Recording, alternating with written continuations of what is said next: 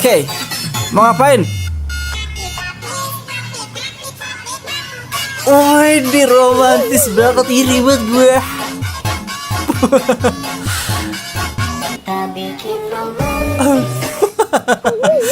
Ini real apa Madrid ini, weh? Ini siapa yang ngedit? Allahu Akbar.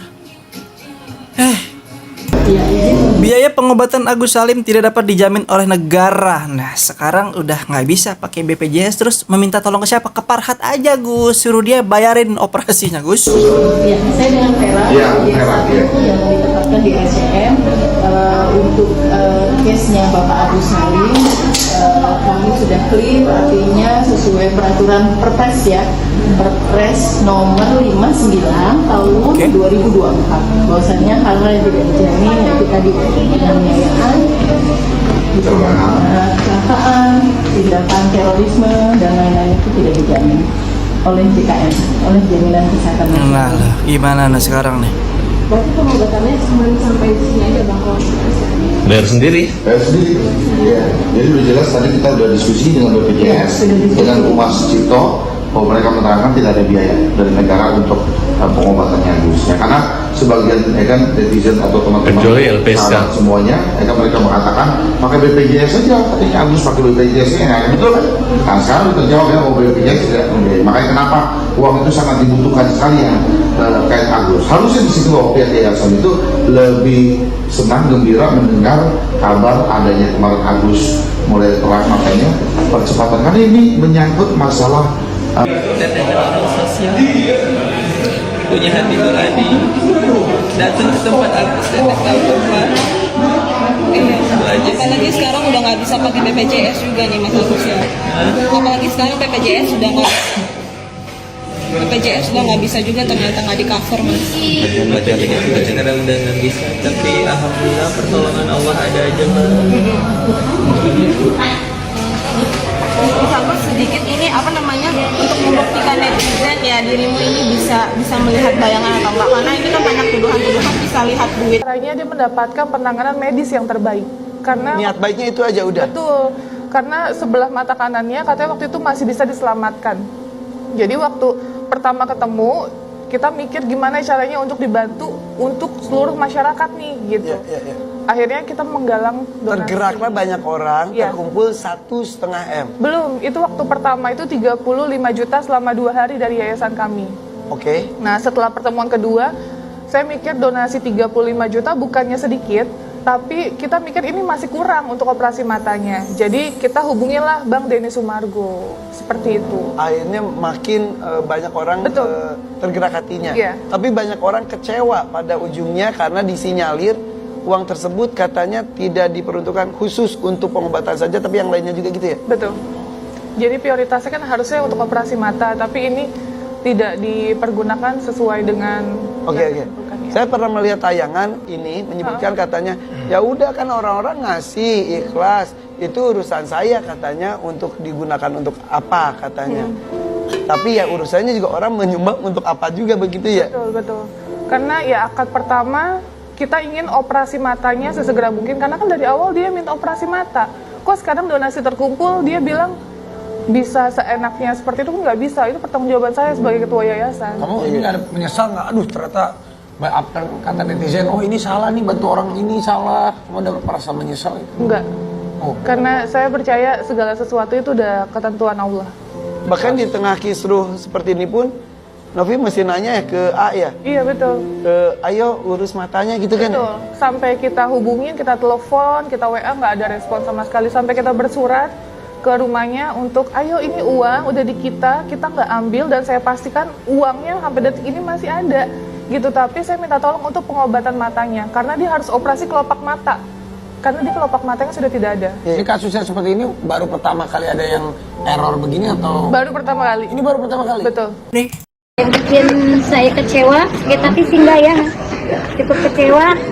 Anak saya yang masih di rumah sakit tetap dicintai mutasi dengan penjelasan seperti ini. Mbak, ayo dong katanya cepat sembuh. Katanya masuk ke IGD ya karena depresi. Waktu masuk transferan duit dari Mas Agus buat bayar hutang bank rumah nggak depresi. Ya Mbak, ini saya cuma nanya loh, katanya. Ditunggu mutasi rekeningnya. Padahal pada saat ini anak saya masih di rumah sakit, tapi Mbak Novi terus-terusan minta mutasi. Bahkan foto anak saya pun dibikin story di IG-nya dia atau TikTok-nya dia. Ini santai. Woi, santai. Karena saya pikir netizen kan nggak tahu apa-apa, dia hanya digiring opini. Opini. Netizen kan nggak tahu apa-apa, nggak ngerti apa-apa keadaan saya seperti apa di sini. Saya dari awal Agus di rumah sakit itu saya yang ngurus. Saya kalau kontrol dari pagi ketemu, pulang sore, dari siang ketemu, malam itu saya pulang. Jadi saya intinya lebih fokus ke Mas Agus. Gitu aja. Nanti belum tahu kapan melapor. Kenapa? Mau bikin laporan terhadap Novi belum Kalau tahu. masalah laporan saya serahkan ke Pak Farhat aja ya. Kalau misalnya jalan, saya pikir kan udah damai dong waktu di Densu. Kita udah minta maaf, kita udah klarifikasi, tapi hujatan-hujatan dari story-nya Mbak Novi justru yang bikin kita kok jadi gini, kok kayak gini. Saya juga bukan orang yang nggak tahu terima kasih. Saya terima kasih sama Mbak Novi dengan berbaik hati menolong Agus, tapi kok sampai kayak gini gitu. Justru kebaikannya dilulukan dengan hujatan-hujatan. Dia yang menggiring opini untuk netizen yang nggak tahu apa. Saya lagi fokus ke Agus, tolong Agus lagi butuh penyembuhan, tolong jangan dihujat netizen yang berbaik hati. Coba kalau posisi Oke, kalian enggak ya. gimana? Cukup netizen, tidak boleh Semua juga menghujat. nggak ada yang mau kena musibah ini. Benar. Saya juga nggak tahu kalau akhirnya akan seperti ini kalau saya nolong Agus. Apalagi saya nggak tahu apa-apa, Bu. Kondisi Baulan mungkin juga kena hujat juga seperti apa? Sama anak saya bahkan depresi sampai masuk rumah sakit Itu. karena hujatan-hujatan netizen, story-storynya Mbak Novi. Anak saya masih di rumah sakit aja udah dibikin story sama Mbak Novi. Katanya dia waktu terima transferan nggak depresi, itu cuman minta mutasi. Kan bisa nanti kalau anak saya udah pulang dari rumah sakit, kalau memang butuh mutasi ya nanti kita kasih. Tapi ini anak saya mungkin depresi karena ada pengancaman. Mbak Novi bilang anak saya kalau nggak mutasi segera akan dilaporkan ke Dinsos atau akan diviralkan. Juga sempat dengar akan melayangkan surat somasi buat Bang Densu nih dari Layangkan semua yang kau bisa layangkan. Layangkan apapun itu, layangkan. Saya pribadi ini masalah udah kejauhan di bawahnya, dan saya udah nggak terima, senang melihatnya karena saya ngawal dari awal. Saya nggak suka banget orang diadu-adu domba. yang peran Bang Farhat sendiri seperti apa sih Bang? Nggak punya. Saya nggak tahu perannya bagaimana. Saya nggak peduli perannya dia bagaimana, itu urusan dia dengan kehidupan dia. Toh dia juga cari exposure juga di situ kan. Itu urusan dia, gitu loh. Yang saya pentingkan adalah cari damai. Dan sampai hari ini saya belum melihat damai. Dan saya nggak suka melihatnya. Karena saya di podcast saya mau damaikan. Tujuan saya itu, dan keluar dari podcast itu kenapa jadi tidak damai.